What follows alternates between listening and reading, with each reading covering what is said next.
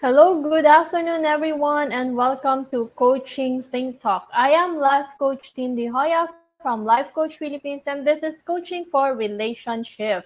This coaching conversation is for moms, wives, and women who are wanting to have a balance on healthy lifestyles and healthy relationships to a happier life. And my mission is to help married women or women living in partnership to be the suitable helper of their husband to create a safe mental and emotional space for a family that thrives. So thank you for joining me live today, and please leave your digital footprints by letting us know where you are coming from today. Please do tag a friend and circulate this video to help us reach more individuals who might be in need of what I'll be sharing for this session.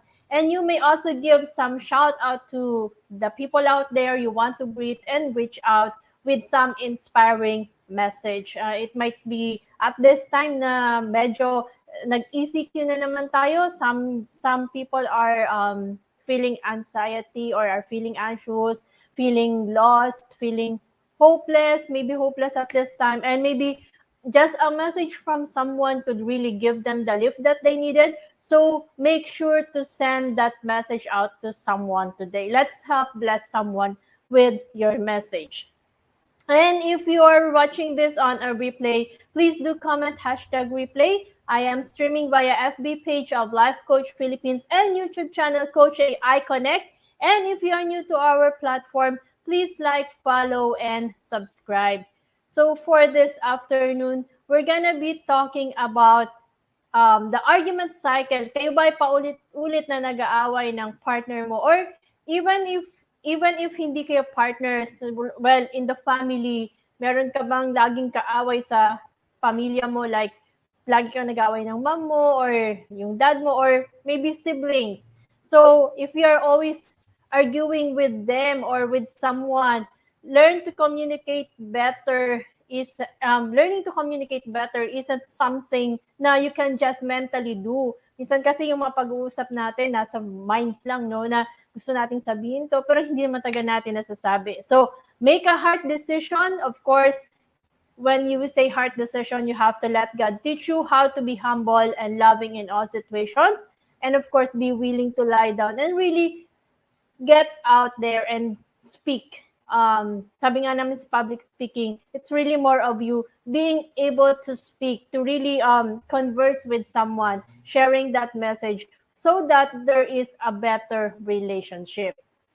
So that's what we're going to be talking to today, the argument cycle. I'll give you 7 simple hacks to fix your communication problem. For those of you joining me for the first time, if this is the first time you're seeing me, you're seeing my community. I am the founder and creator of a Woman's Epiphany coaching community. But of course, before that, I am first and foremost a mom. I am a mom to two teenagers now, age 19 and 15, and I am also a wife. I am the wife of Coach Sean Dioy. If you're familiar with him, you also see him here in life, in Coaching Think Talk, and in all the pages of Life Coach PH and Decaf Coffee Republic. I was previously an HR practitioner for more than a decade in one of the biggest BPO in the country before I decided to really go full time for life coaching. You know, this profession really is a profession that would make you see the purpose of your life. So if you're someone na at this stage, hindi mo alam kung saan ka ba patungo, saan ka pupunta, and you're looking for something that would help you out, maybe join us in one of our conversations, or better yet, join us in the profession, be a game changer like us, be a life coach. There's something that you would always get from the profession. If you're not yet ready to venture out as a life coach, you can also use this. This is very important in the family. Malaki yung naitulong ito sa family namin when me and my husband became a life coach. And of course, I am a certified co-active co-create life coach. This is the program created by Master Coach A that certifies us to be game changers. So later on, I will tell you how you can join us in the process. But this one really is something that would really ground break or break the ground for you when you want to be a life coach. And I am also a mental health coach. We our organization is known as a mental health advocate. Yun po kasi yung advocacy ng aming master coach. And hindi naman po kami lahat po ng coaches na nasa Life Coach Philippines is really a certified mental health coach. Karamihan po sa amin nagpa-practice ng um, mental health. And of course, I am also a master builder apprentice of Master Coach A, and I am a public speaker. I am also a proud scholar of Master Coach A to the 6-step, 6-figure public speaking career training. So if you're someone na feeling mo, hindi mo alam kung paano mag-communicate, kasi yung public speaking kasi ang concept lang natin is really being able to speak no in public or with an audience, but really it's not. Every day we are doing public speaking when we talk to our colleagues, when we talk to our boss, when we talk in a meeting, when we talk in a presentation. So if you're someone you fear public speaking, connect with us. We will be glad to help you how you can really start that public speaking career. If you want to do it as a career, yes, it's possible. So join us. Just send us a message. So before that, let me say hello to the people joining me now online. Of course, I have Mayor Leonard. Thank you so much for joining me this afternoon. And of course, Coach Candy, thank you so much. And my better half, Coach Sean De Hoya, is also joining me this afternoon. So let's tag along some friends. Let's invite people to join us this afternoon. And let's talk about the argument cycle. We're going to be focusing on communication. Ano nga ba kasi ang communication? So communication in love, in relationship, but whatever relationship, communication is really important. So what does a happy relationship look like? Ang iniisip nyo kasi boyfriend-girlfriend lang or husband and wife, hindi lang po yun. The relationship that we have with the people around us, like if you're a mom, of course, you have a relationship with your kids. You have a relationship with your in-laws. Or kung wala pa naman single ka, you have a relationship with the people around you, your boss, your friends, your brothers, your sisters, your parents. So we do have a relationship, and of course that relationship should be happy. But not all of us can really get that happy relationship. Pero ano nga bang meron sa happy relationship? Well, of course, the first thing is really having a great communication between the people in that relationship. So communicating in your relationship is not always easy. But of course, you can learn the skills to communicate well. And it is really essential that you are able to understand or to learn the skills in communicating. Papasok dito ang expression. Kaya nga we have a coach for that. We have Coach Trisha who is helping us understand the importance of expression. She's having a workshop. So by the way, you can join her, especially if ang issue nyo ay yung mga kids nyo na hindi nakakapag-express at hindi nakakapag-communicate sa inyo ng maayos, then let them join Coach Trisha in her upcoming workshop. So there's actually 5 channels of communication that we have that is important for us to be able to really communicate effectively. So ano nga ba yung 5 channels na yon? The channel or medium used to communicate a message will actually affect how the person will receive the message. So this is really important. So the first, of course, the first channel is what we call expressions, the facial expression. So communication channels actually refers to the methods we use to communicate as well as the specific tools we use in the communication process. So yun po yung channels. And the first one that we have is the facial expression. This is actually a result of the coordinated movements of over 40 muscles in the face that in specific combinations signal actual emotional experiences. These expressions in their normal and macro expression forms are recognizable by all of us. So, importante po yung expression. Baka naman kasi hindi nag-a-align yung, kasi kasama po yung facial expression sa the way we communicate. So, at times, if the expression is not aligning with the words that you're saying, there will be a miscommunication. So, kaya minsan nagkakaroon ng hindi pagkakaintindihan. In my case, usually like the last time, syempre hindi, kahit naman kayo ay mag-asawa, hindi talaga maiiwasan na hindi kayo mag-away. There will be moments na you will really undergo or you will really have the disagreement. And it's okay. Ang importante doon is not about winning in the argument, but really understanding the perspective of each other and acknowledging where you can work on. Paano ba kayo magre-respond na dalawa? Like, minsan araw, na, ano ba, we did have an argument. Pero kasi kami, when we argue, like when I argue with Coach Sean, I keep quiet. So, di ko sinasabi. So, dun pa lang talaga magkakaroon na ng miscommunication. So, kung kayong dalawa ng partner mo or even in any relationship that you have, pag hindi ka talaga nag-express, it will really actually cause a misunderstanding between the two of you. Kahit pa yan parents or kapatid.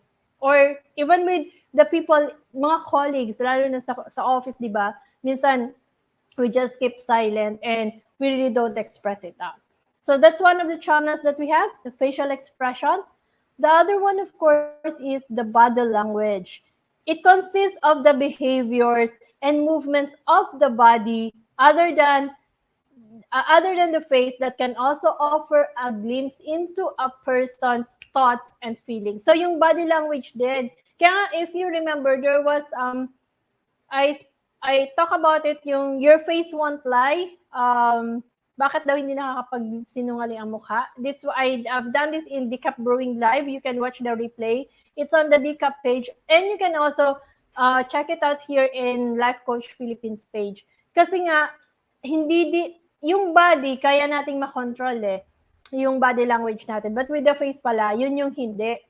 Kasi yung 40 muscles na yun, or minsan depende kung ilang muscles meron tayo. Kasi hindi pare-pares ang muscles natin sa mukha. But there will be glimpses na makikita mo na nagsisinungaling yung tao. So importante talaga. Kaya di ba minsan when you're telling something at hindi siya truthful, nasi-sense din ng kausap mo. Kasi minsan sa body language mo, nakikita din yon. Of course, yung body language, it includes the head movements such as you nod or head shake when you signal yes or no, or it can also include your posture changes. Pag nag-change, di ba, sabi nila pag nakaganon ka, tapos may nagsasalita, ibig daw sabihin nun, parang ayaw mo siyang kausap. Or nagmamadali ka na gusto mong tapusin niya na yung discussion. So kung mannerism mo to, you have to be mindful kasi baka yung kausap mo, iba na yung interpretation niya sa nagiging gestures or body language mo. So madami siya. And of course, the body language, unlike facial expression, is somehow influenced by the culture that we have. So depende din to sa culture kung saan ka din lumaki, kung paano ba yung mga kasama mo sa bahay. It would also affect the body language that you will exhibit. Hello, Coach Glacy. Thank you so much for joining me this afternoon. The other medium, of course, is that's the voice.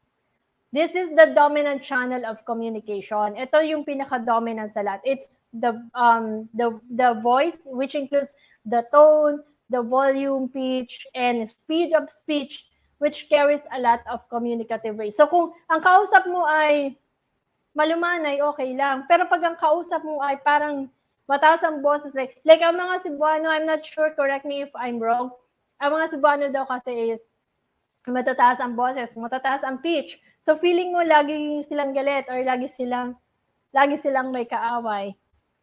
So yun, kung hindi ka sanay, that would also cause miscommunication. But you have to be mindful of, kasi part kasi siya ng channels of communication. So you have to be mindful of the culture as well of the person. And for example, the statement na, I didn't tell her you were stupid. Kung saan nag-fall yung emphasis ng word mo, it can make several different meanings, but the words remain identical. So kung saan mo inano yung emphasis, like dun sa na, I didn't tell that you were stupid. di ba yung parang emphasis ko ay nasa stupid? So that means parang sarcastic yung ano ko. But if I change na, I didn't tell you were stupid. So iba yung ano, iba yung tono.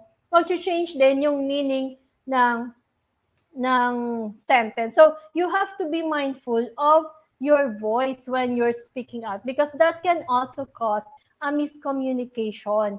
Ito din yung madalas na nagiging issue kung paano na-receive nung kausap mo based kasi remember at times people don't look at us when we speak but they listen. So nako-convey doon. So kung mali yung emphasis mo doon sa words, it would affect yung the way that the person would receive the message. And of course, the last one is, ito dalawa to, the verbal content and the verbal style. Ang verbal content encompasses the actual words we speak or write. Ito talaga yung actual words na ginagamit natin. And of course, dito mo, yung mga words, ano ba yung words na kung positive ba, negative ba? While these methods are primarily developed to assess the written words, these same techniques can be applied to develop a more critical ear to spoken language and real-time conversations as well. So kung kung depende kung paano mo ginamit yung word, kung paano siya makaka-capture ng kausap mo.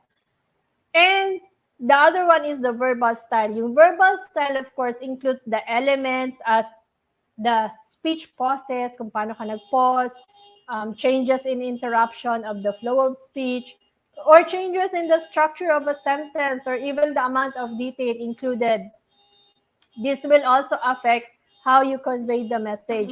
This channel is the most heavily dependent on a person's baseline mode of speaking and the changes from the baseline that occur in relevant situations. So, yung verbal content mo and verbal style will also affect how the person will receive your message. Sabi ni Coach Glacy, face ko and voice both na improve sa coaching and public. Yes, the public speaking workshop or the public speaking training we receive from Master Coach indeed help us a lot in the way we communicate. Kasi nga, nung may question nga si Master na ano nga ba yung public speaking yung una I always see public speaking as you speaking in front of an audience.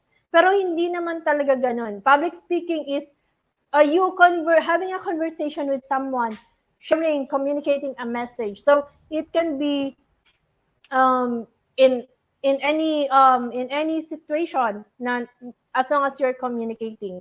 So doon sa public speaking class, we were able to understand the message that we are bringing out that would help us as well.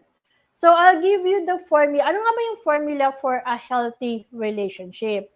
Well, I'll give you the formula. Ito talagang pinaka-effective. Whether it's between couples, kung paano mo siya, pwedeng between couples, which is very common, or pwede din with the way you have conversations with other people. So the formula is, I feel. You always use the I statement instead of the you statement. This is the formula that's being used. If you check out all about communication, this is the best formula. I feel blank. You insert the emotion, feeling, or words such as frightened, overwhelmed, disrespected, ignored, etc. When you do the specific action, statements, or event, and what I need is. So yung healthy communication does not just give the person the information of what made you respond that way and what was the action that caused it, but it will also allow you to take action. Coaching tayo so dapat may action sa end. Ano yung action na gusto mo or the result that you want to achieve? Kasi a healthy communication is two-way. Kailangan talaga merong action at the end. So the thing you like should be as generous and specific as you are able to compliment them on something related to the problem. So for example, I like it when you take care of the dishes after dinner without anyone even asking. You get everything completely. So may compliment muna. And then after that, you have to be able to state the problem. So I feel offended when you disrespect me or when you do not listen to me. Parang, di ba, pag kausap mo yung mga anak mo, di ba, pag nanay ka, automatic, sisigawan mo yung anak mo or papagalitan mo. Bakit ganito na? Pero, magsusorry lang siya para maulit ulit. But, when you really speak calmly and use this formula, mas madali nilang, mas nagagrasp nila at mas naiintindihan na alam nila ngayon kung ano yung naging emotions mo, ano yung naging feeling mo, and ano yung specific action na na-offend ka. So, it's gonna be easier for them to be mindful of their actions. So, it should always be, I feel, para papunta sa'yo, hindi kasi siya lalabas na accusation. So, this is the formula for a healthy communication. So I'll now give you the 7 hacks to fix communication problems. If you want more of this, I also have this in my Women's Epiphany coaching community. So all you have to do is join the group. You can look for it in Facebook and then just answer the questions that I have set so that I know how I can help you or support you. So the first formula, of course, for the 7 hacks to fix communication problems is don't make fighting an option in any way, whether it's your relationship with your partner, boyfriend, girlfriend, parents. It should always be do not make fighting an option. Um, Acknowledge that you will not always get along or agree, right? Hindi naman lahat ng oras magiging okay yung communication nyo eh. Siyempre, tao ka lang din. There will be moments that you will not be able to respond properly. But this is actually a chance for you to view this agreement as opportunities to check out, like parang ibalik natin with God, 'di ba? Ask God how you can view the disagreement as opportunities to love like Him. Balikan mo. Lagi, tinatanong din to sa amin ni Master eh. Kung nagagalit ka, balikan mo yung ano ba yung nakikita? Kung si God yan, paano kaya tinitingnan niya ni God? So that you're able to mellow down your emotions. I'm not talking about religion here, lalo na pero sa life kasi, there would always be that time na you will really have to believe that there is a God. Kasi kung sobrang galit ang nasa loob mo, pwedeng makakapatay ka talaga, di ba? But remember, it's just you can always communicate. Have that boundary where you will have that boundary that you will not yell, scream, curse, belittle, or disrespect any person, whether it's your spouse or other people. And that boundary is called love. So when you have that, remember that the effects of mean words spoken during an argument do not magically go away when everyone is calm. The effects of mean words live on and reverberate throughout the relationship. So kung may nasabi kang mean words, kahit minsan lumipas na yan, minsan hindi yan nakakalimutan eh. Mas mahirap makalimutan yung mga mean words. Sometimes nga sinasabi nila, di ba, parang mas okay pa ngang sinaktan ako eh, or like, sinampal ka or something, because the pain can go away, but the mean words that was spoken will not.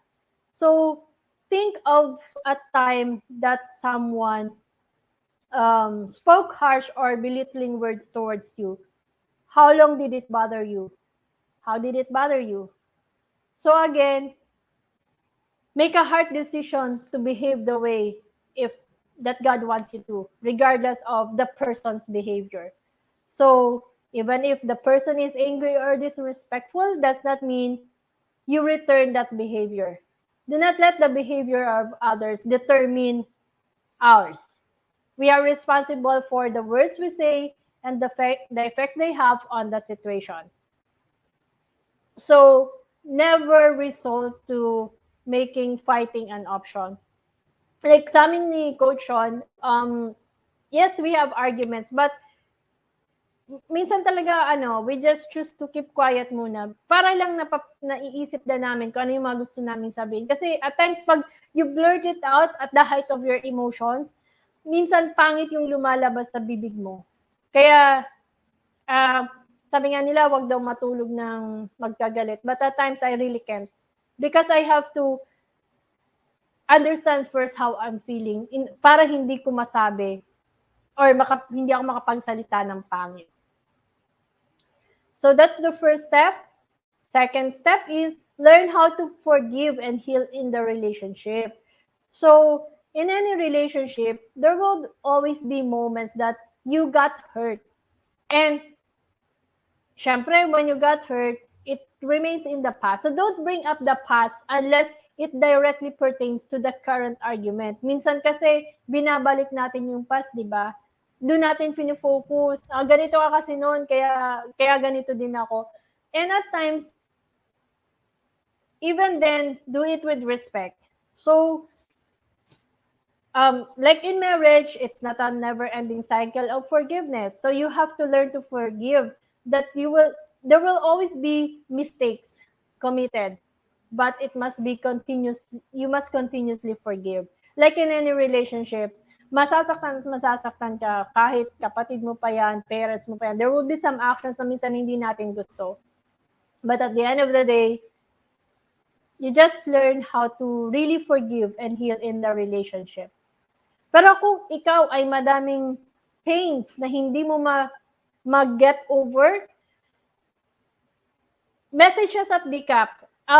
With a minimum order of 1,000 pesos, you will get the healed, the 7 days journal to healing. Ilalabas na po siya this August 12. All you have to do is get a minimum purchase or accumulated purchase of 1,000 pesos. So connect with Coach Rizal at 0917-5861-661 to avail of that journal. That would really help you a lot. So this is the second one. The third is, of course, give respect, get respect. And so practice respectful communication in a relationship. So kahit anong mangyari, kahit minsan masama na loob mo, hindi naman naiiwasan talaga yung pain eh. Hindi naman naiiwasan na yung hurt. But give respect. Dati ganito ako mahilig ako sa eye rolling. Yung minsan kasi 'di ba, when we are angry, irritated, at times we have these hand gestures, eye rolling, lip smacking, an attitude or curse word. At times yung iba talaga curse words, no, yung nagmumura.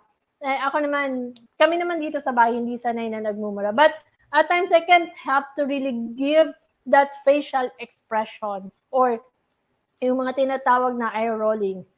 And when you're in that moment, when it's hard to contain your annoyance or anger, you might be able to give out a message that you're belittling or downgrading the person. So instead na maayos yung mapag-usapan, it's like you're pouring gas on a fire, lalo mo pang sinindihan kasi nga hindi nagsasalita ka nga tapos may kasama pang gestures, like facial gestures. So you cannot put out a fire by pouring lighter fluid on it. The goal is for you to use effective communication. So dapat counterproductive. When I went into coaching, I began to be aware of my expressions when I'm communicating. Lalo na pag like in an argument, like sa aming mag-asawa, I became mindful of that. Pero dati talaga I can't. I have this facial expression na lalong naiirita yung kausap mo, tapos lalong humahaba yung away. Dumaan din kami sa ganung stage. Pero hindi naman po kami yung nag-aaway, nagsisigawan and all. It's more of silent treatment, may cold war. Tapos pag nagsalita, laging masakit, laging may balik na parang you can't forgive. So it's part of the relationship. But as we go on with the journey in life coaching, we started to really, hindi naman siya perfectly na nawala. But we are able now to minimize that kasi nagiging aware na kami. And it helps a lot. Kasi mas madali na ngayong mag-usap. Hindi na namin kailangang maglabasan pa ng pangit na words so that mapipilit mo to the other na you can't insist for the other person to understand you. Nakakaya naman siyang pag-usapan na ngayon. Pero dati, it's gonna be like ang haba, ang tagal, at minsan ang sakit-sakit na sa pakiramdam. So that's one of the things that we have enjoyed when we went into life coaching. And then of course, this is 4 and 5. Create a no-go zone and a keep the peace plan. Magkadikit kasi to. Yung no-go zone, ibig sabihin, dapat may boundaries na ganun, no. Like, we agreed not to use cuss words or curse words. Walang sigawan. And yan yung mga na no-go zone namin. We have agreed on that, na wala talagang ganon. And since we knew that, we also remove our most comfortable means of communicating when we are angry. So that means to keep the peace, we agreed to walk away or agree to come back and discuss it at another time. Pag kalmado na kami parehas. Hindi yung dire-diretso lang na mas lalong ang hirap mag-usap. So may ganun kami. Pag preno muna, stop muna. Tapos sasabihin, wag muna tayo mag-usap kasi ganyan yung emotion mo. Dati, I got offended kasi ako, gusto ko, tapos na agad, no? Yung, di ba, lahat naman, lalo na yung mga girls, hello, kaway-kaway mga girls. Di ba, pag may karelasyon ka, or yung mga may asawa na dito, yung paggalit ka, gusto mo dire-diretso, tapusin na agad, ayusin na pag-usapan. Pero minsan, sa sobrang sakit, ang hirap niyang tapusin at lalo lang kayong nagkakasakitan. But when you are able to have that no-go zone and keep peace zone, mas madali siyang pag-usapan. I mean, all you have to do is stop lang, pause. Teka lang, bakit ba ayaw niyo mag-usap muna? Kailangan niyo kasing tanggapin pareho. Teka lang, wag muna tayong mag-usap. Dati, I get offended with that. Parang, ayaw mo akong kausap. Tapos ang dami mo nang sinabi, di ba? But no, it's not. It's really more peaceful. You can keep the relationship more peaceful pag ganun yung ginawa nyo. It takes practice. Like kami, we journeyed. We've been in life coaching for 3 years now and we both have a coach. So, mas nakatulong siya on the way we communicate and respond with each other. Then number 6 is no one wins. Remember that when you are in an argument, no one wins. This is not a game. There should be no winner and loser. So it's either you both win or you both lose. So communication is not about how to win an argument. Make a hard decision to view your marriage, your other relationship as God sees it. Especially in marriage, He does not view you as two, but as one. So when you try to tear down your man or the other person, you're removing the covering. And when you disrespect the person or a woman, you're disrespecting yourself. So instill it in your relationship na pag nag-aaway kayo, wala namang mananalo eh. Mag-aantayan lang kayo pero yung anger nyo mas lumalakas. So why give into that anger? Why allow that anger to steal the joy that you have? So, yes, at times, dadaan ka din naman sa space na minsan ayaw mo tagang kausapin like days.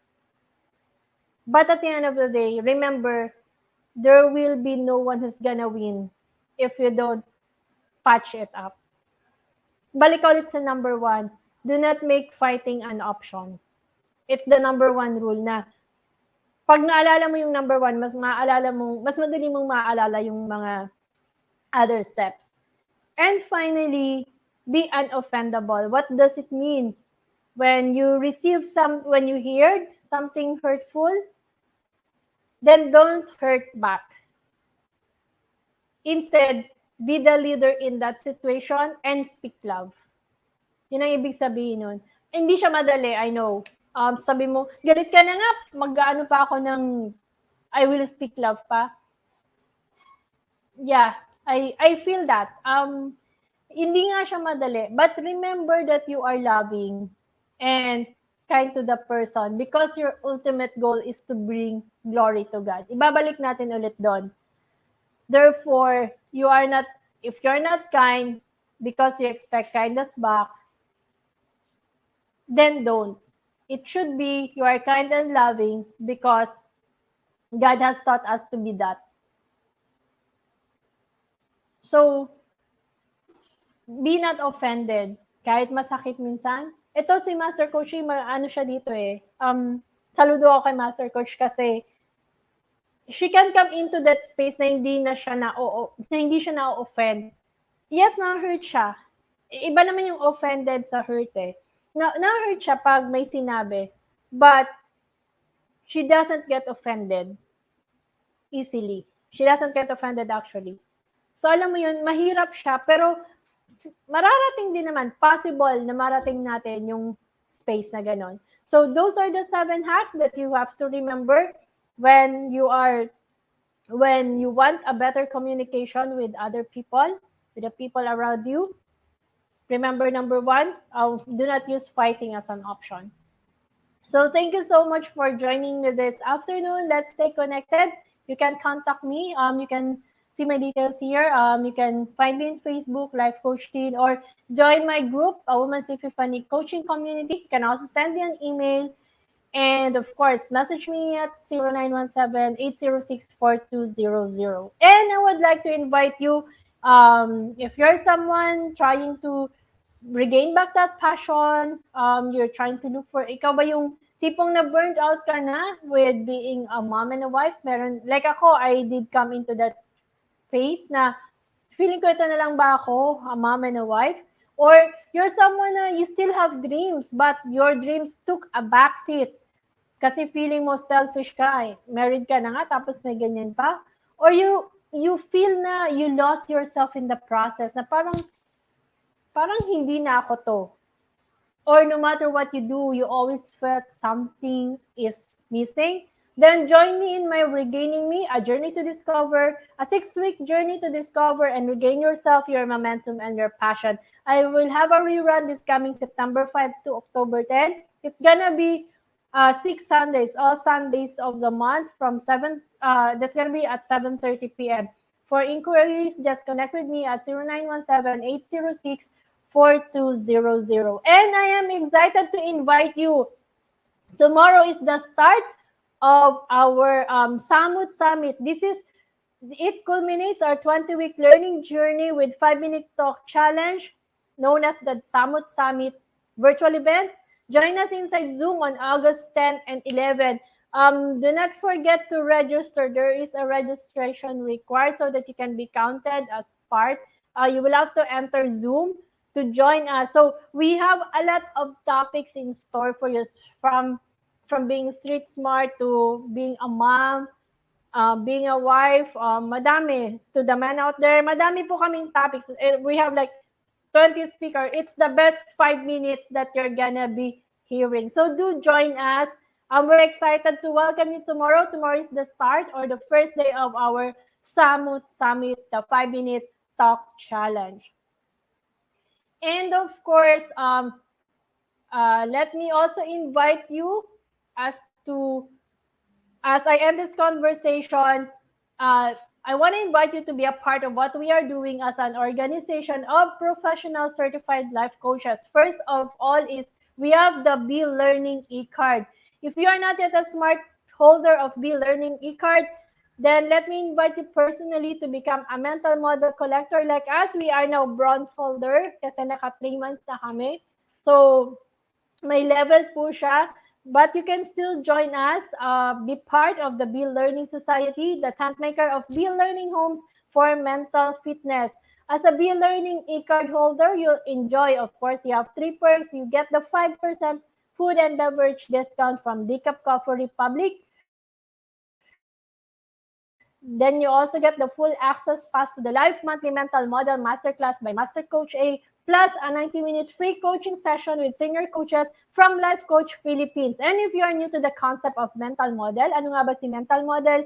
A mental model is an explanation of how something works. It's a concept, framework, or worldview that you carry around in your mind to help you interpret the world and understand the relationships between things. So, like, ikaw, paano ka ba mag-isip when you encounter an opportunity, paano ka nagre-respond? Paano ba tumatakbo ang mind mo? Di ba maganda siyang pag-aralan? Kasi kung at times what we focus on is we're so afraid to really take risks. But if you understand or you have that mental model on how you can go to get that success that you want, it's gonna be easier for you. Because mental models are deeply held beliefs about how the world works. So, ingrained kasi siya sa atin. But when you understand or you know how to counteract the mental model that you currently have, then success will be easy. And why mental models are important? They are important because they build up a base of the most valuable and universal mental models you are building.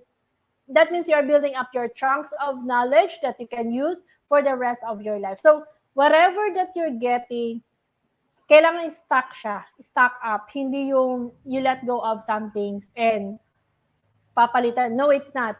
But it's more of stocking your knowledge because mental models are a critical category of knowledge that gets more relevant over time and can be applied across wide array of different domains. So let me invite you this coming August 21 at 7 p.m. Master Coaching will be talking about the polymath. This is the mental model that we're going to be discussing on August 21.